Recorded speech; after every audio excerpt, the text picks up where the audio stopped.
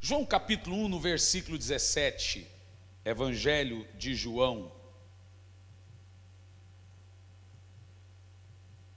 Aquilo ali é João 17?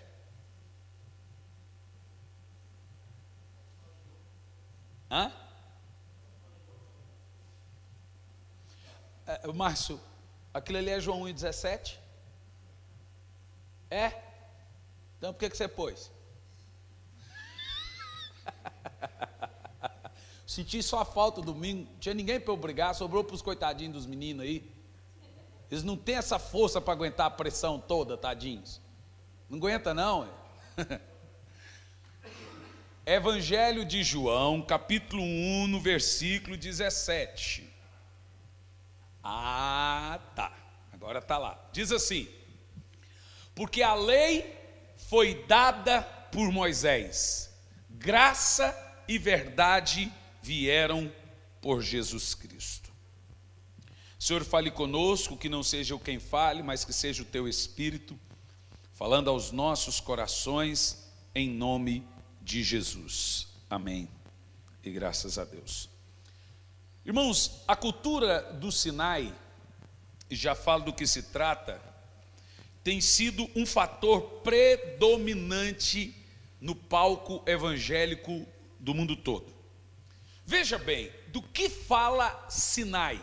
Sinai é o nome do monte na Arábia, aonde Deus descia, aonde a sarça ardeu, aonde Moisés subiu e recebeu os mandamentos, aonde Moisés subiu e morreu, aonde Paulo ficou por 3 anos também recebendo o Evangelho de Jesus. Esse monte é chamado de Sinai. Então Sinai é onde a lei de Deus foi dada. Lei é um conjunto de 618 mandamentos, conjunto de regras, de não faça, não faça, não faça, não faça, ou de faça, faça, faça, faça. Então Sinai foi onde Moisés mostrou todos os seus esforços para receber a lei de Deus. Ele jejuou 40 dias e noite para então receber a lei de Deus. Então Sinai representa o quê? Lei, esforço, representa justiça própria. Todos nós sabemos que o povo de Deus, os hebreus no caso, saiu do Egito depois de 400 anos de escravidão e foi direto para onde? Sinai.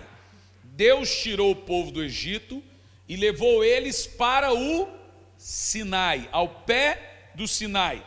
Mas até esse povo sair do Egito e chegar ao Sinai, eles cometeram todos os tipos de pecado.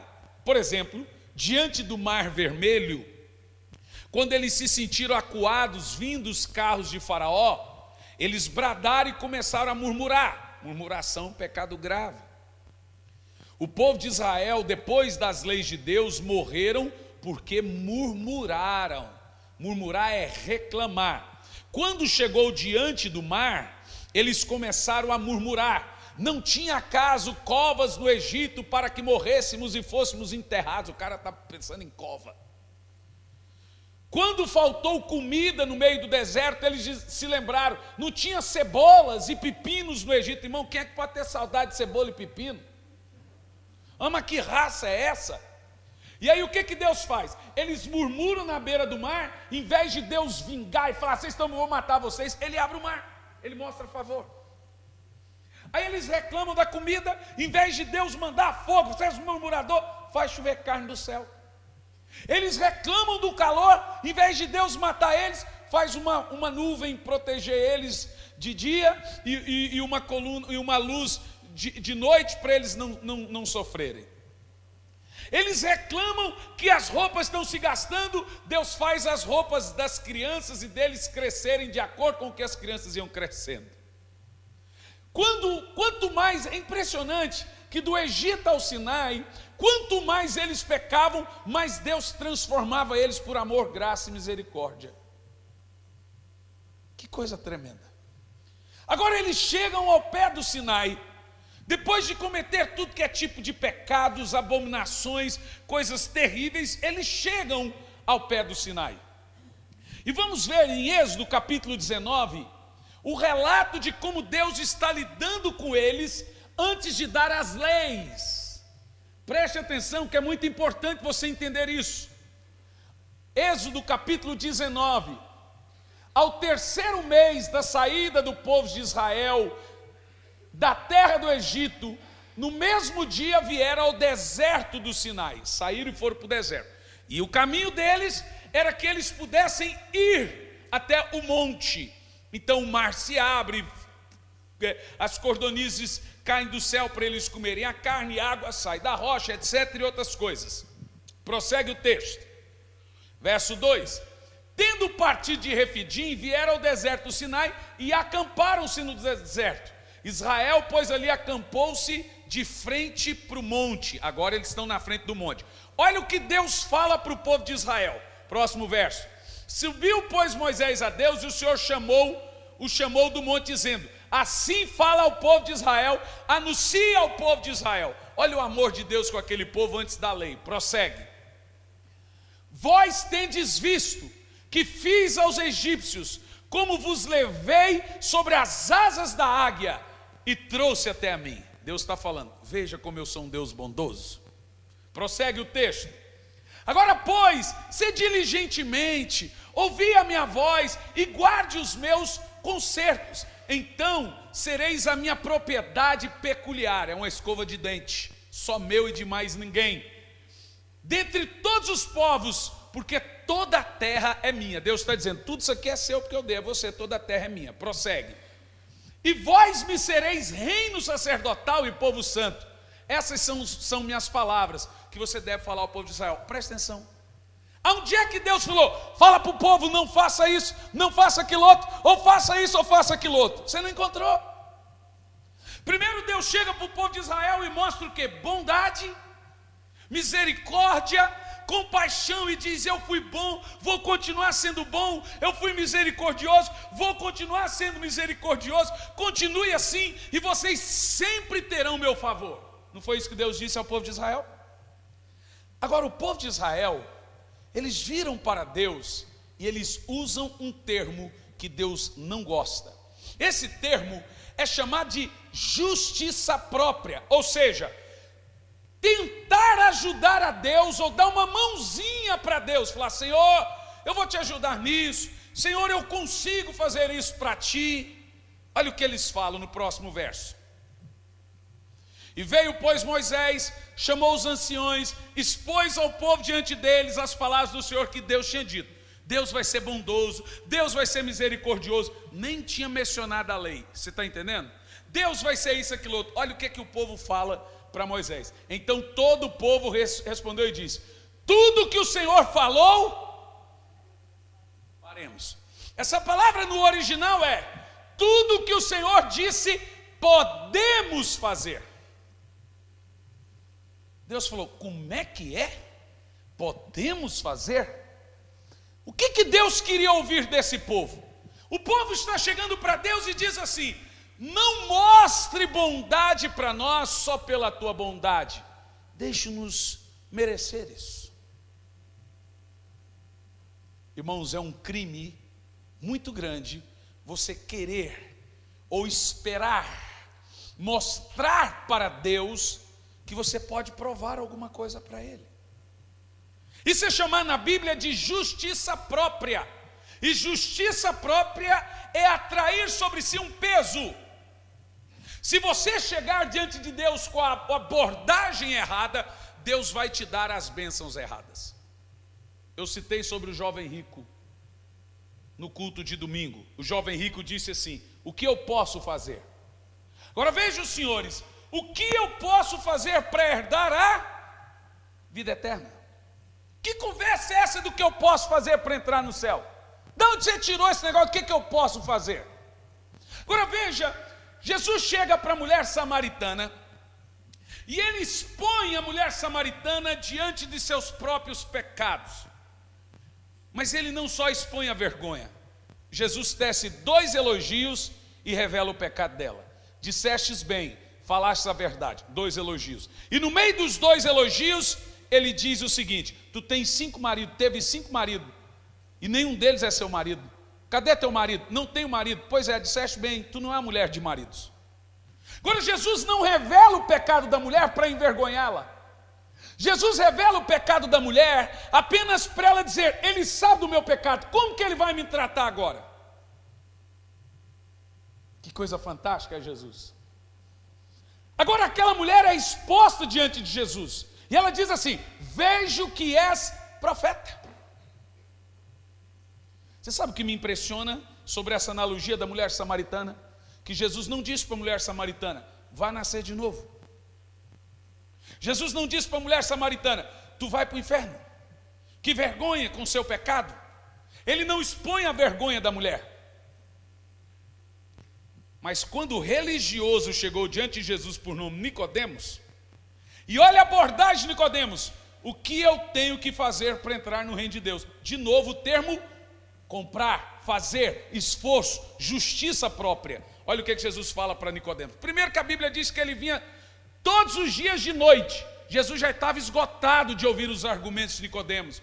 Todo dia mesmo ladainha Nicodemos, querendo agradar, querendo fazer alguma coisa. Jesus olhou para Nicodemos: tu tem que nascer de novo. Ele não mandou a mulher samaritana nascer de novo. Sabe, eu tenho estudado a Bíblia, eu sou honesto com vocês, que eu tenho ouvido pregadores, lido livros, filtrado aquilo que eu acho que é equilibrado, e estudando muito sobre o padrão de Deus de lidar com as pessoas. Você vê que para a mulher samaritana, ele expressa primeiro bondade, depois diz para ela o que ela tem que fazer para mudar. Para o religioso, ele expressa juízo. Você sabe que Deus tem 2 padrões para lidar. Primeiro, é como você se aproxima dele. Tu lembra das 2 orações? Primeiro do pecador, depois do cara cheio de justiça própria. Senhor, eu sou pecador, eu não mereço o teu amor e isso aqui. Também é uma maneira errada de você abordar Deus. Você tem que abordar da maneira correta. Você tem que chegar diante de Deus reconhecendo quem Ele é e aonde você está. Senhor, eu venho diante... A Bíblia diz que é entrar com confiança no trono da graça. Não é dizendo eu sou pecador, e assim não, você tem que entrar: Senhor, tu morreste por mim, então eu entro com confiança diante do trono da graça, eu sei que o Senhor ouve as minhas orações, eu estou assentado com Cristo nas regiões celestiais. Você entra com confiança, não é com medo, nem com condenação, e nem com superioridade de justiça própria. Percebe o que eu estou dizendo? Com confiança, é reconhecer quem Deus é. Diga amém. O nome disso é adoração. Sempre reconhecer quem Deus é em você. Ele é o seu Salvador, seu Redentor, seu Libertador, e você chega reconhecendo Ele. É assim que nós fazemos. Ok, aquela mulher, ela aborda Jesus dizendo: não sei o que fazer. Você sabe, ela esvazia do seu senso de justiça própria. O jovem rico faz o contrário. Ele se enche de razão, ele se enche da sua vontade: o que eu tenho que fazer. A maioria de nós abordamos a Deus assim: pastor, eu tenho que me preparar para isso. Pastor, eu não tenho condição disso. Você está dizendo então que se eu tiver estudo, se eu tiver condição, eu mereço ser usado por Deus. Percebeu a cultura do Sinai? Nós não somos usados por Deus porque eu tenho estudo, porque eu tenho condições. Nós somos pela misericórdia. Todo mundo que aborda Deus com um senso de justiça própria, Deus vai lhe dar um conjunto de regras. Meus queridos, Deus nunca quis dar a lei para o povo. Eles pediram a lei. Eles pediram: deixe-nos merecer, nos dê algo para merecer. Eles estavam constrangidos com tanto amor e eles queriam ajudar. E o que Deus faz? Não é da minha vontade. E eu quero provar para você que antes do Sinai, Deus já tinha um padrão para lidar com o povo dele. E o padrão é Abraão. Como que o povo hebreu nasceu? Através de Abraão. Como que viveu Abraão? Vamos ver. Hebreus, capítulo 11, a partir do versículo 8. Vamos entender quem é o pai do povo hebreu: Abraão. E Deus nunca deu um conjunto de regras e leis para Abraão. Diz assim, ó, pela fé. Como que é, gente? É pela lei ou pela fé? Pela fé, Abraão, sendo chamado, obedeceu. Espera aí, cadê a lei para Abraão obedecer? Ele obedeceu sem lei. Esse é o padrão de Deus para a igreja da graça, para a igreja cristã. Que ele seja tão maduro de ter a voz de Deus no seu coração, não um conjunto de regras. Diz assim, pela fé, Abraão, não é pela lei, é pela fé, Abraão, sendo chamado, obedeceu, indo para um lugar que havia de receber por herança, e saiu sem saber para onde. Esse é o estilo de vida da graça. Agora vamos até o verso 10, prossegue. Porque pela fé habitou na terra da promessa como em terra alheia. Era dele, mas ele não tinha recebido ainda. Morando em cabanas com Isaac e Jacó, herdeiros com ele da mesma promessa. Prossegue. Porque esperava, percebeu? Percebeu o que é um estilo de vida cristã? Quem está entendendo o que eu estou pregando? Agora você percebe que o povo de Israel, eles tinham que praticar a lei para ser salvos? Não. Esse é o engano do povo de Israel. Eles pediram a lei, mas não era o padrão de Deus. O padrão de Deus é esse de Abraão: viver pela fé, viver dependendo sempre de Deus. O padrão de Deus está em Êxodo 19. Eu vou ser bondoso com vocês, eu vou ser maravilhoso com vocês, eu sou um pai compassivo. Mas eles não queriam só que Deus fosse bondoso, eles queriam um conjunto de reino e súdito, regras, leis. Se vocês querem leis, se vocês querem viver da lei, tem que praticar toda ela, senão morre. Porque o critério de Deus é elevadíssimo. Você não consegue suprir as demandas da lei. Ela é inesgotável. Inesgotável. E você fala, agora eu vou orar muito. Sempre vem alguém com um padrão mais elevado que o seu, e você sempre vai ficando para trás. Agora eu vou ler muito. E o que devemos fazer? Mas nós não devemos fazer porque queremos agradar, porque queremos mostrar. Nós devemos fazer pela graça, pela misericórdia. É a lei do Espírito, não a lei da carne. E é esse estilo de vida que nós queremos ensinar. Vida no Espírito. Porque a vida da carne, todo mundo que está na lei não consegue vencer o pecado. E sabe por quê? Sabe por quê? Porque a força do pecado é a lei. Por favor, põe Romanos capítulo 6, versículo 1. Algumas pessoas dizem que se nós pregarmos a graça, as pessoas vão ficar licenciosas e vão pecar. Mas não é isso que a Bíblia diz. Romanos 6, versículo 1, diz o seguinte: que diremos, pois? Permanecermos no pecado para que a graça superabunde? Qual é a resposta? Prossegue o próximo verso. De modo nenhum.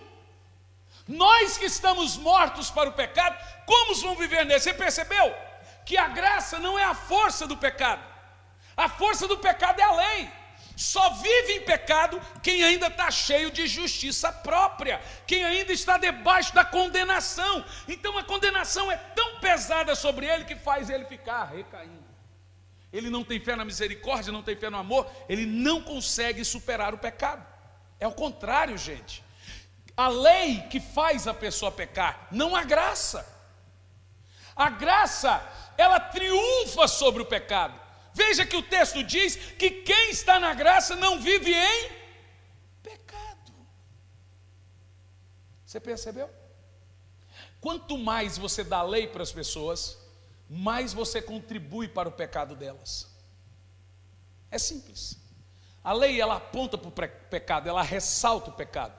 Diga para uma pessoa, vou construir, eu já citei isso aqui várias vezes, mas vale de novo. Construi um prédio cheio de espelho, lindo e coloque assim: proibido jogar pedra. O que vai acontecer depois?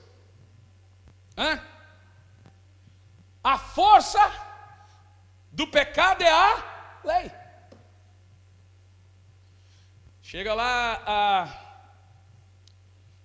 a Fleira e diz assim: meninas, vocês vão ler a Bíblia toda, só é proibido ler Cantares. Eu nem preciso dizer qual livro que elas vão ler.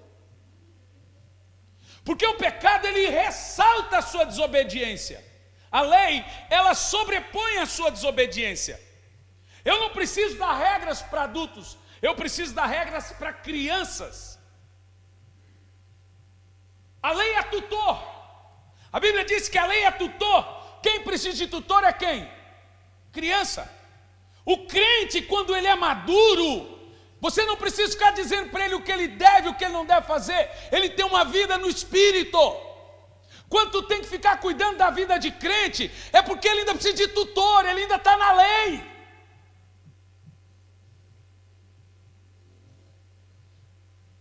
Mas aquele que cresceu em graça, ele tem maturidade. Ninguém proíbe ele de nada, mas ele sabe lá no espírito dele que aquilo não pode, que aquilo não deve, que aquilo não é de Deus. Isso é vida na graça. Graça, gente, é um estilo de vida. É uma palavra que só existe em uma religião do universo, só em Cristo. Como texto base, lei foi dada por Moisés, graça veio. A graça é uma pessoa. Agora veja Tiago, capítulo 2, versículo 23. Abraão foi aceito por Deus como? Porque ele praticou e cumpriu alguma lei? Agora veja que o padrão de Deus é Abraão. Ele é chamado de pai de todos, pai na fé. Se Abraão é o padrão do viver pela fé, olha o que diz a Bíblia: e cumpriu-se a escritura que diz: Abraão creu em Deus, e isso foi-lhe imputado como justiça. Não está dizendo que Abraão cumpriu a lei, está dizendo que ele creu. Esse é o padrão. O padrão não é Sinai, o padrão é Abraão. Diga amém. Abraão foi justificado pela fé. Não foi daí que veio a doutrina da reforma protestante. Romanos capítulo 1, versículo 17, por favor. Lutero leu esse texto e fez a reforma. Porque até então, durante 1000 anos, a igreja cobrava indulgência. A igreja tinha que pagar para ser salvo. E era justificação por obras. Mas Lutero estudou isso, que é chamado de graça. Romanos 1 e 17.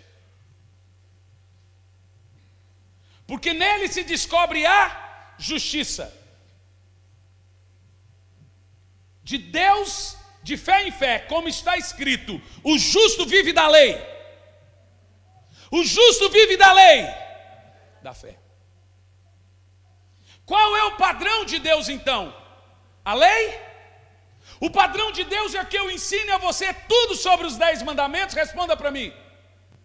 O padrão de Deus é que você saiba na Bíblia tudo que é proibido e tudo que não é proibido? O padrão de Deus é que eu chegue aqui e enche você de encargos e condenações, dizendo que você vai para o inferno? Ou o padrão de Deus é que você amadureça e não precisa mais de um tutor, e que você passe a viver da graça, de vida no Espírito, de sede e fome do Espírito Santo, que a voz de Deus possa estar no seu coração? Você sabe que estudando o padrão de Deus na Bíblia, eu falei, eu não tenho uma igreja crescida. Ainda eu tenho uma igreja que precisa de tutor. Porque é um lugar onde as pessoas vivem de recaídas, de pecados e mais pecados. É um lugar onde estamos vivendo na justiça própria, vivendo de condenação, vivendo da lei, em que o pecado ainda domina.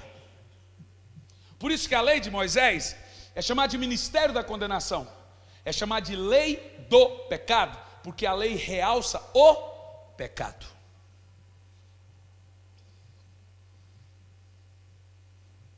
Quem está comigo, diga amém. Amém. Que coisa tremenda é a Bíblia, não é? Deus quer que você viva pela fé, confiando nele, crendo nele. E esse é o estilo de vida que nós chamamos na graça. Porém eu lhe digo que Deus mudou de montanha.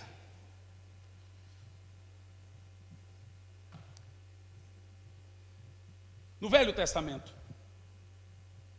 Deus morava no Sinai. Mas Deus não mora mais no Sinai. Mas muitos de nós ainda moramos no Sinai. Estamos ao pé do Sinai. Vivemos de condenação, vivendo de justiça própria. Deixa eu te dizer uma coisa muito clara aqui, honesta. Deus não está chateado com você. Deus não pode se chatear com uma pessoa que ele não tem expectativa. E sabe qual é a expectativa de Deus com você? Sabe qual é? Nenhuma. Deus não pode se frustrar com você. Ele nunca gerou expectativa por você. A ideia de Deus é que é no Espírito, é que é por Jesus Cristo, nunca pelo seu esforço. Porque Deus sabe que se for pelo seu esforço, você vai cair. Então Deus não pode gerar expectativa à natureza humana, a natureza caída. Então é sempre por Jesus. Paulo disse, não que sejamos capazes de nós. E olha que para Paulo foi difícil entender isso. O homem falava 5 idiomas, tinha dupla nacionalidade. O homem era inteligentíssimo. O homem era um crânio. Mas demorou para ele entender que tudo vem de Deus. Tudo vem de Deus. Nunca de nós, sempre de Deus. Agora veja bem. O primeiro milagre de Moisés, você lembra qual que foi? Quem lembra? Moisés transformou a água em sangue. Resultou em morte. No primeiro milagre de Jesus, quem lembra qual que foi? Ele transformou a água em vinho, resultando em alegria. Quando a lei foi dada, 3.000 pessoas morreram. Quando o Espírito Santo desceu, 3.000 se converteram. O pecado é a lei da morte. Tudo na lei gera morte. Quem tocou no monte, morreu. Lá na montanha do Sinai, o fogo fumegava, e eles viam fogo, ele era externo. Lá na montanha do Sião, o fogo fumegava, mas era dentro das pessoas. A lei veio no Sinai, o Espírito Santo desceu em Sião. Por isso que a graça é chamada de lei do Espírito, não da carne, não escrita, não de homens, mas do Espírito. Viver no Espírito é ter o fogo ardendo dentro de você, não na montanha, mas dentro de você. Aleluia. Porém Deus mudou de montanha. Ele não está mais no Sinai, ele está em Sião. A lei veio no Sinai, o Espírito Santo veio em Sião. Deus não habita no Sinai. Olha para mim, se nós lermos os Salmos, Davi é um cara, na velha aliança, que entendeu a graça. Olha, o Saulzão não entendeu a graça e morreu por tentar agradar, justiça própria. Davi descansou-se na graça. Ele disse, prefiro cair na mão de Deus, que é misericordioso. E eu te pergunto, Deus foi misericordioso com Davi? Sim, Deus foi misericordioso com Davi. Nós temos uma cultura e que nós vamos adotar aqui na igreja. Sabe como vamos lidar com o pecado dos irmãos aqui na igreja? Querido, se você não consegue vencer o adultério, se você não consegue vencer a mentira, se você não consegue vencer o pecado, não é na graça que você está. Você está debaixo da lei, porque é a lei que traz essa condenação para você. A lei realça o pecado. quanto mais lei tiver, mais desobediência tem. Quanto mais regra tem, mais quebrar regra existe. Você não está na graça, você está na lei, porque a força do pecado é a lei, não a graça. Você entende o que eu estou dizendo? E sabe como vamos lidar com o pecado das pessoas? Mostrando para ela quem ela é em Cristo. Como um pai lida com o filho. Filho, você tem Jesus. O Espírito Santo está em você. Tu é mais que vencedor. Tu pode vencer. Não é do tipo, irmão, o diabo vai comer seu fígado. Você aumenta a condenação da pessoa. Você vai sentar no colo do capeta. Não era o Borghetti que falava isso, né? Não é? Você vai para o inferno, Jesus está voltando e você vai ficar a praga. A pessoa sai de lá sabendo que ela vai ficar, sabendo que Jesus está voltando, sabendo que ela vai para o inferno. E aí tem duas situações nessa. Alguns até se arrependem e mudam, mas na maioria das vezes aumenta o juízo, aumenta a condenação e ela se entrega de vez para os paraguaios.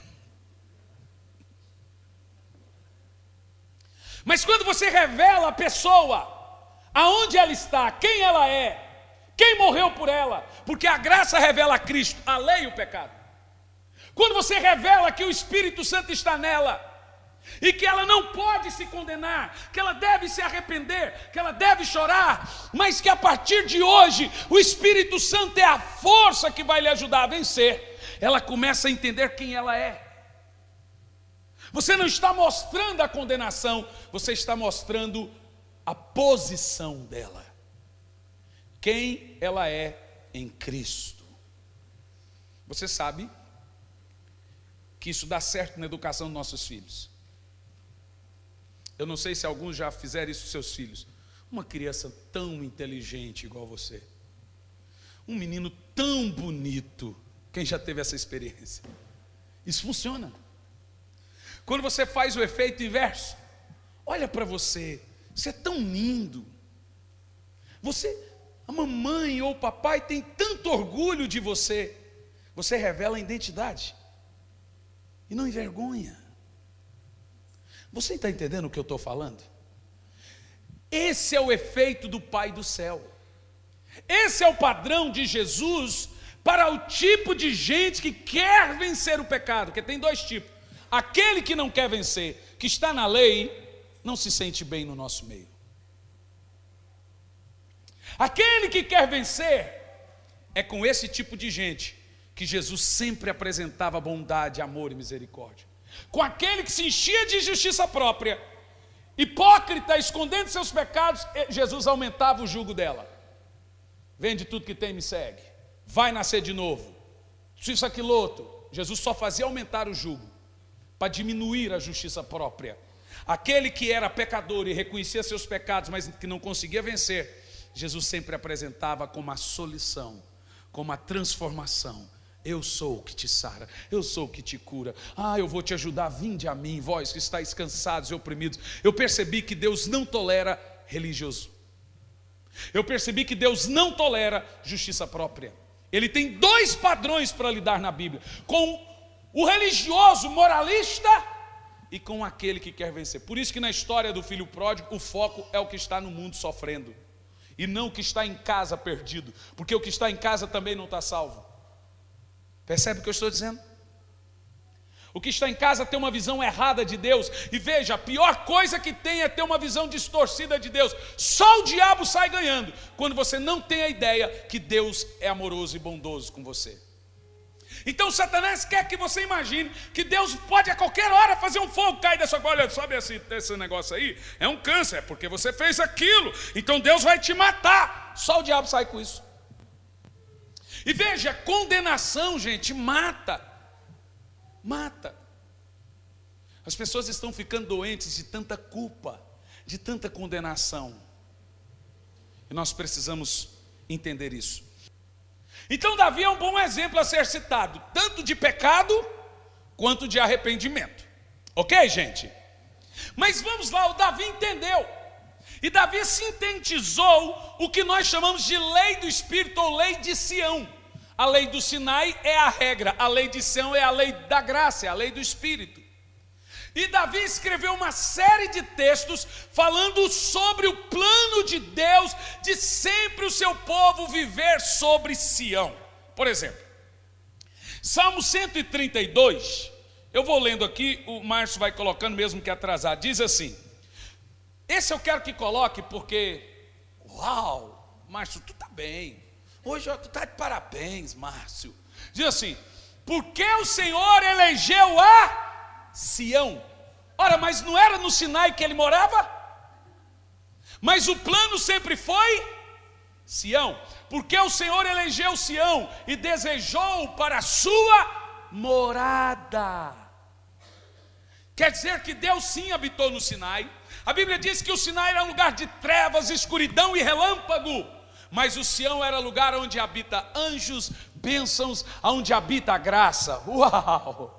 E continua o texto, dizendo, porque este é o meu repouso para sempre, aqui habitarei, pois o desejei, meu repouso para sempre. Não é o Sinai, é Sião. Aonde o Espírito Santo desceu, em qual monte? Monte Sião. Prossegue. Abençoarei abundantemente o seu mantimento, fartarei de pão os seus necessitados. Aqueles que vivem em Sião têm essa bênção. Não é os que vivem na lei, é os que vivem na graça. Prossegue o texto. Vestirei de salvação os seus sacerdotes, e os seus santos se alegrarão. Prossegue. Acabou? Pronto. Temos mais um texto sobre a promessa de Deus, sobre aqueles que estão debaixo da bênção de Sião. Salmo 87, versículo 2. Diz assim, o Senhor ama as portas de Sião mais que todas as habitações de Jacó. O plano de Deus foi o que ele deu para Abraão, viver no Espírito, viver da fé. Êxodo 19, antes de Deus dar a lei, ele expressou bondade. Eu quero amar vocês, eu quero fazer vocês se alegrar. E ele falou, Moisés, diga ao povo que eu vou sempre dar bondade a eles. Mas o povo disse, Senhor, nós queremos merecer. Tudo que o Senhor mandar, podemos fazer. Então o que nós podemos fazer para ajudar? Deus falou, como é que é? Podem merecer. Então tá, vocês querem me ajudar? Então vocês não querem a lei do Espírito? Então vocês não querem minha voz no interior? Não, nós queremos um conjunto de regras. Pois bem, então lá vai o conjunto de regras. Moisés, diga ao povo que quem se aproximar da montanha morre.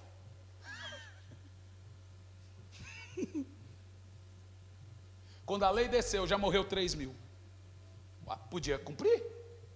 Não era bom para cumprir?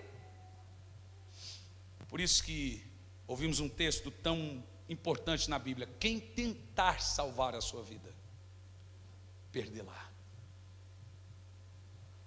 Graça é depositar-se em Deus toda a sua fé. Senhor, eu não posso nada sem Ti. Como Deus ama ouvir esse discurso. Como Deus ama ouvir, Senhor, eu vou subir ali para pregar. Senhor, eu não tenho, olha, por mais que eu tenha um esboço pronto, eu preciso da Tua misericórdia. Como Deus ama isso. Senhor, eu sou líder de uma célula. Por mais que a minha célula tenha bastante pessoas, eu preciso da graça. Os que frutificam é os que têm o espírito de Abraão, os que sempre dependem de Deus. Enquanto você depender da sua oratória, porque tu tem uma capacidade melhor que o outro, você vai se afundar.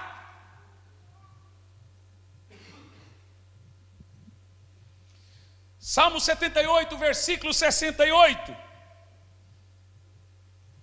Diz assim, pode ir colocando, Márcio, mesmo, já deixa pronto. Diz assim, escolheu antes a tribo de Judá, o monte Sião, que ele sempre amava. Uau! Não era o Sinai, nunca foi o Sinai, sempre foi o Sião. Nunca foi a lei, sempre foi pelo Espírito. Leia lá, antes elegeu a tribo de Judá, o monte Sião que ele amava. O plano de Deus para nós sempre foi o estilo de vida que Abraão viveu.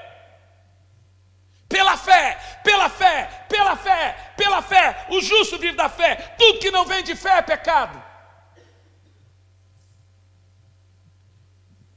Sabe o que me assusta na igreja hoje? É que a salvação é pela graça, mas para ter um carro tem que dar uma oferta de sacrifício. Agora veja você, a salvação é um negócio complexo. Eu recebo pela graça, mas para receber uma casa eu tenho que pagar o preço. Sinai, que desgraça é essa, irmão? Mas que demônio é esse? Olha, tu quer um carro de Deus, dê uma oferta, pague o preço. Ora, Deus quer te dar um carro?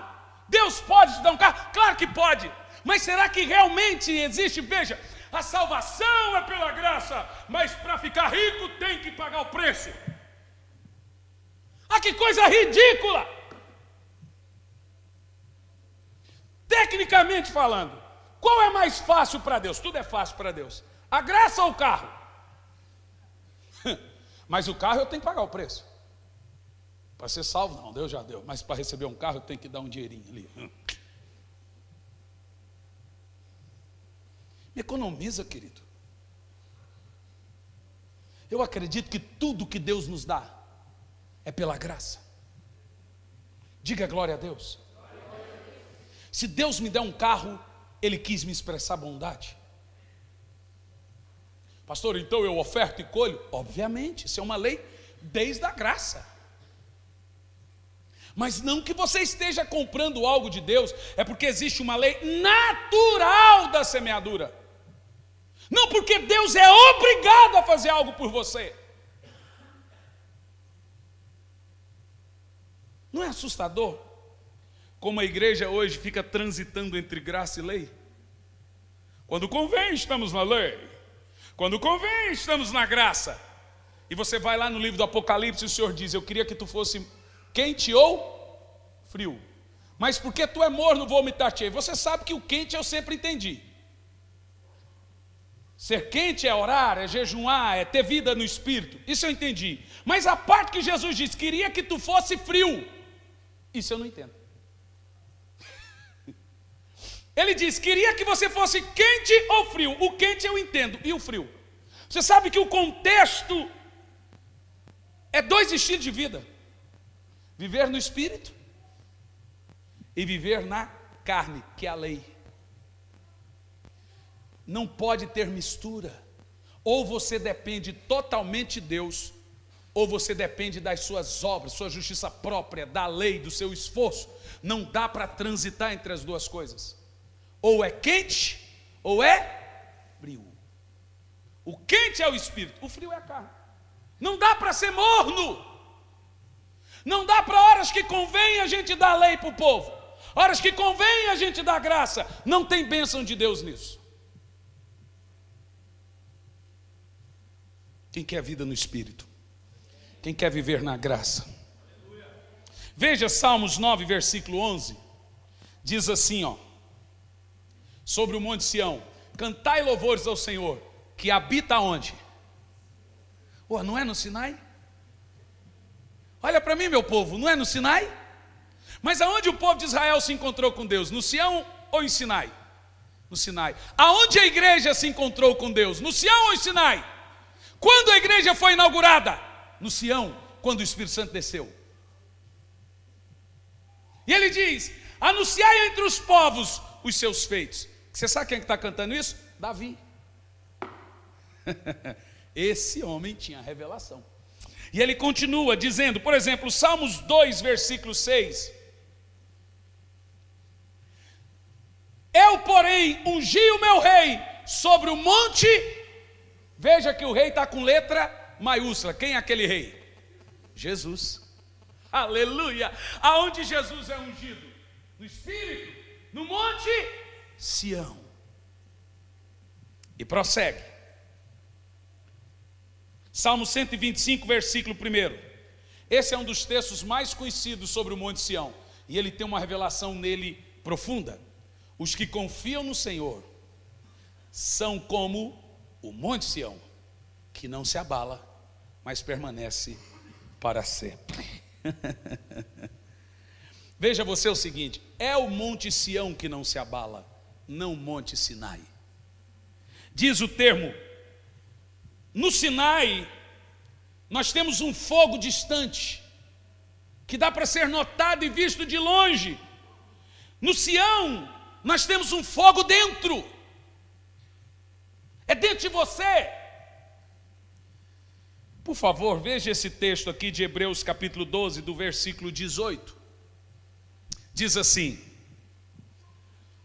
por que não chegastes ao monte palpável? Agora o Senhor vai fazer a transição para você, igreja, do Sinai para Sião. Ele está dizendo para a igreja, Hebreus é o texto para nós: vocês não chegaram ao monte palpável, aceso em fogo, esse é o Sinai, e a escuridão, e as trevas e a tempestade, esse é o registro do Sinai. E ele continua, pode ir, ele continua, ele deve continuar. Próximo verso.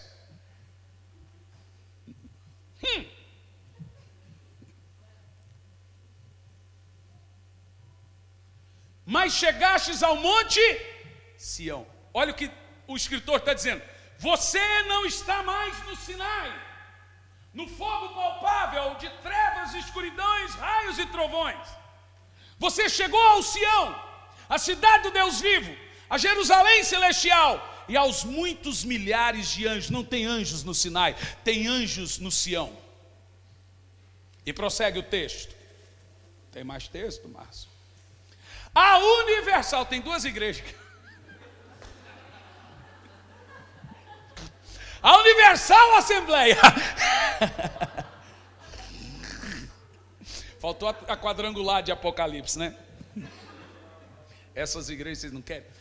A Universal Assembleia, a igreja dos primogênitos que estão escritos nos céus, e a Deus, o juiz de todos, e aos espíritos dos justos aperfeiçoados. Aonde que o crente é aperfeiçoado? Nas regras, no Sinai, no esforço próprio, ou o crente é aperfeiçoado na graça, ou o crente é aperfeiçoado no Sião, aonde habita a bênção, aonde tem anjos, aonde já não há mais condenação, aonde já não há mais juízo, aonde você tem o Espírito Santo lhe governando. É no Sião que o Espírito Santo desceu, é no Sião que recebemos a graça, é no Sião que recebemos misericórdia, não no Sinai. Aleluia! Irmão, você quer que eu plante bananeira? Eu vou plantar aqui. Obrigado, Toninho. Obrigado. Foi bom essa palma aí. Alega o pregador.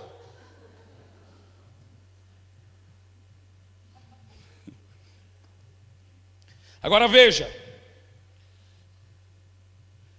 Foi no Sinai que nasceu as leis de Israel. Ali, oficialmente, Israel passa a ser reconhecido oficialmente como nação que tem júris, que tem um conjunto de regras, mandamentos e leis no Sinai. Porém, no Sião nasceu a igreja. O Espírito Santo foi derramado em qual monte? Então o Sião representa vida no Espírito, viver pela fé, andar sem condenação, andar crescido, sem tutor, viver em Deus e andar em santidade. No Sião, você entende Êxodo 19 antes da lei. Deus não está bravo com você. O povo murmurou, Delma, o povo reclamou, o povo pecou, e olha o que Deus fala para eles: eu serei bondoso. No Sinai, Deus disse: visitarei o pecado dos pais aos filhos até a 3ª geração. A alma que pecar, essa morrerá. Você acha que o padrão de Deus é esse juízo? Nunca foi. Mas Deus não pode mentir. Se Deus põe um conjunto de regras e leis, Ele vai ter que manter a sua palavra. Agora você entendeu a lei? Quem está entendendo? Quem está entendendo, diga amém. O padrão de Deus sempre foi misericórdia. O padrão de Deus sempre foi bondade. Irmãos, honestamente, posso abrir meu coração? Jean, vem aqui para parecer que está terminando. Eu tive muita dificuldade de ver Deus assim. E sabe por quê? Porque eu demorei a entender que todos nós temos o Pai Deus como espelho do Pai terreno. Todo mundo transfere para Deus a visão que você tem de paz na terra.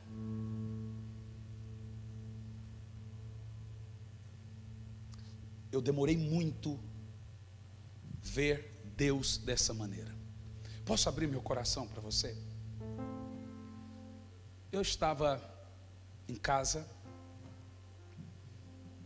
Eu sempre fui muito duro, não, disciplinador. É uma característica. Sou muito exigente, muito. Eu chego de viagem, minha casa tem que estar limpa, meu cachorro banho tomado, o carro limpo, a casa cheirosa. Eu sou insuportável. Minha esposa já está bem treinada, meus filhos também. As coisas comigo, ixi. E aí isso me faz ser dramático. Eu sou dramático. Eu faço um drama. Menino, se o avião balança é um drama. Dá uma dorzinha aqui, eu corro no hospital. Rapaz, que é essa cor? Que coisa? Eu vou lá. O plano de saúde sofre comigo. Mas um dia eu estava em casa e estava escrito assim no YouTube: testemunho de Joyce Meyer. Nunca tive curiosidade de ouvir. E fui ouvir. Irmão, me peguei em lágrimas na metade do testemunho. Falei, gente. E ela mesma fala que ela tinha uma dificuldade de entender Deus. Falei, gente, eu estou tendo uma visão distorcida de Deus. Sempre eu estou querendo agradar o Senhor, falando, Senhor, se eu não fizer isso, eu vou magoar. E eu repeti assim, Senhor, o Senhor vai se alegrar muito comigo. Que oração ridícula. E aí agora eu ouço o Espírito dizendo, eu já me alegro com você. Nada que você fizer vai fazer eu me entristecer mais ou me alegrar mais. Para com essa besteira. Você está querendo, isso é justiça própria. Então você acha que se você orar eu vou te amar, se você não orar eu não vou te amar. Nós oramos, irmãos, porque temos paixão por Deus, não porque queremos alcançar alguma coisa, não porque se eu tiver espiritual, então agora Deus é obrigado a me usar. A vida no Espírito, ela muda a nossa visão, a nossa perspectiva de Deus. Quantos de nós precisamos conhecer Deus como Ele é? Quem pode dizer Deus é bom? O tempo todo. Deus é bom. Quem pode dizer mais alto? Eu descobri que o diabo não quer que você saiba disso. Satanás não quer que você veja Deus dessa maneira. Veja bem a história do leproso. Isso aqui vai movimentar a sua estrutura agora molecular. Se prepara que você vai balançar com você. Veja que Jesus se encontra com o leproso. E o leproso diz assim para Jesus, diferente do jovem rico. O jovem rico devia abordar Jesus: se quiseres eu posso ser salvo. Mas o jovem rico não disse se quiseres, ele disse o que eu tenho que fazer. A mesma abordagem de Nicodemos, o que eu tenho que fazer. O leproso diz, se quiserdes pode tornar-me limpo. Agora sabe o que me assusta, pastor Samuel? Que o leproso não disse se puderdes. Ele disse se quiserdes. Sabe o que significa? Ele não tinha dúvida do poder de Jesus. Ele tinha dúvida do amor e da bondade de Jesus. Ele tinha dúvida da vontade de Jesus. Ele disse se quiseres. E sabe por que ele disse isso? Porque na lei, se o leproso tocasse no puro, tornava impuro o puro. Na graça, o puro, Jesus, tocou no impuro e purificou o impuro. A graça cura.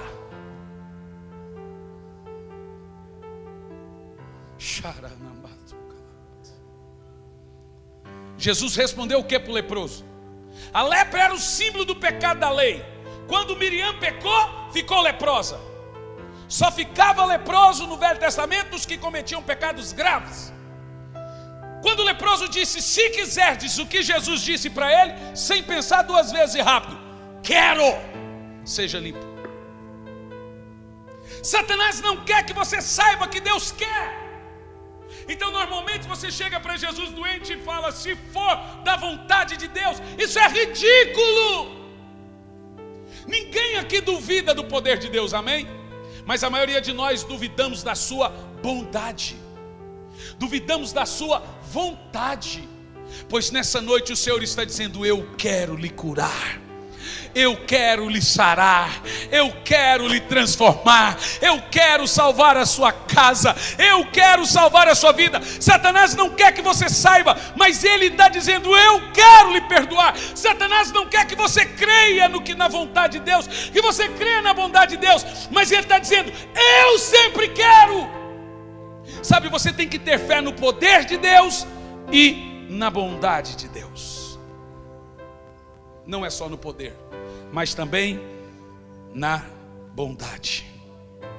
Salmo 116, versículo 12 e 13. Para você entender o que eu estou falando. Qual é, irmãos, eu concluo aqui, que ainda hoje eu tenho uma reunião lá em Pinhais. Qual é a maneira mais certa de um cristão adorar e agradecer a Deus? Olha para mim.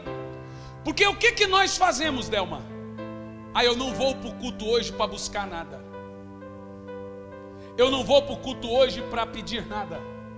Eu vou para o culto hoje para dar. Não é isso que falamos? Só que olha o que o Espírito Santo tem me mostrado.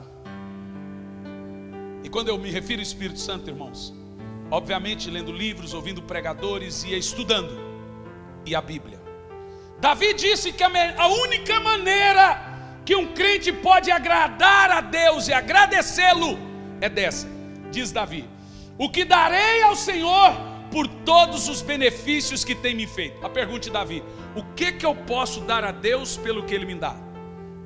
A religiosidade hoje diz, vai para o culto e não peça nada, não queira nada, não receba nada, apenas dê. Davi já está perguntando, o que darei ao Senhor? Olha a resposta de Davi, prossegue. Tomarei, diga comigo, tomarei o cálice da salvação e invocarei o nome do Senhor. Deixe-me te explicar, a única maneira de você agradecer a Deus pelo que Ele lhe dá, é pegando cada vez mais dEle.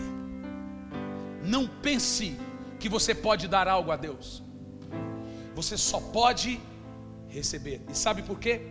Sabe, toda vez que você vem disposto a tomar algo de Deus, é adoração.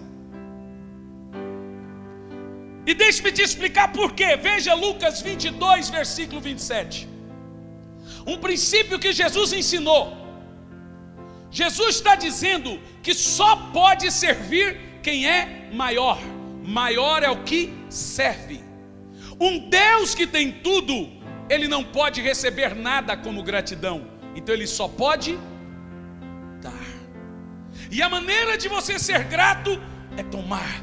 Por isso nessa noite receba a sua cura. Por isso nessa noite receba seu milagre. Por isso nessa noite receba a salvação da sua família. E você não estará sendo interesseiro, não. Você estará dizendo, Senhor, Tu dá porque Tu é maior que eu. Tu dá porque Tu é poderoso. Tu dá porque Tu é tremendo. Tu dá porque Tu é Deus. Tu dá e eu não posso te dar nada. Então o que eu posso dar? Nada, Senhor, eu recebo. Eu recebo Tua graça, eu recebo Tua misericórdia, eu recebo Tua cura, eu recebo Teu amor. É a única coisa que eu posso fazer, é tomar sempre de Deus. Receba de Deus nessa noite, receba de Deus nessa noite, receba hoje, receba amanhã, receba depois, não se constranja, receba sempre, receba, sempre pegue um pouco mais, sempre receba mais de Deus. Olha o que Jesus está falando, quem é o maior? Quando você vem na ânsia de querer dar, não, eu não vim para receber, eu vim para dar. Sabe qual a mensagem que você está passando? Senhor, eu posso lhe dar. Isso é Sinai, é justiça própria. Olha o que Jesus fala: pois qual é o maior? Quem está à mesa ou quem serve? Porventura não é quem está à mesa. Então quem é o maior? É quem serve. Como Deus é o maioral de todos, só tem uma maneira que Davi disse de você receber, de você agradecer, de você adorar, é receber sempre mais.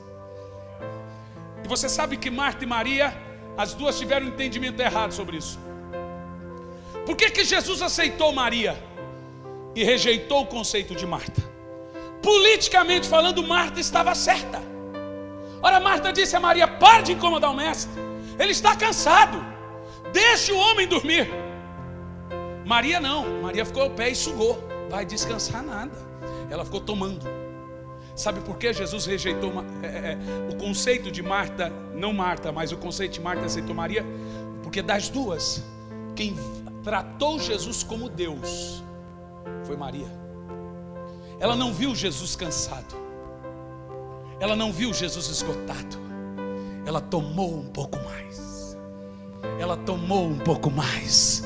Ela glorificou Jesus, ela não glorificou o seu cansaço. Aquela mulher que tocou em Jesus, ela tomou dele, ela extraiu dele. Quando você fala: Senhor, eu estou aqui hoje, eu preciso de ti. Sabe, essa palavra é poderosa. Por isso que Deus não rejeita uma lágrima, por isso que Deus não consegue dizer não a uma fé sincera. Quando você vem no culto disposto a sempre receber mais de Deus, seja cura, seja milagre, seja salvação, você está dizendo: Deus é grande, Deus é poderoso. Tome um pouco mais, receba um pouco mais. O que darei ao Senhor por tudo que Ele tem me feito? Não vou pedir nada para Deus. Não é assim que se faz. O que darei ao Senhor por tudo que Ele tem me feito? Senhor, eu recebo do Senhor. Eu recebo do Senhor. Eu recebo, Senhor. Eu vim aqui nessa. Antigamente cantava no culto da Juzinha. Está tendo ainda o circo de oração, o culto de oração? É.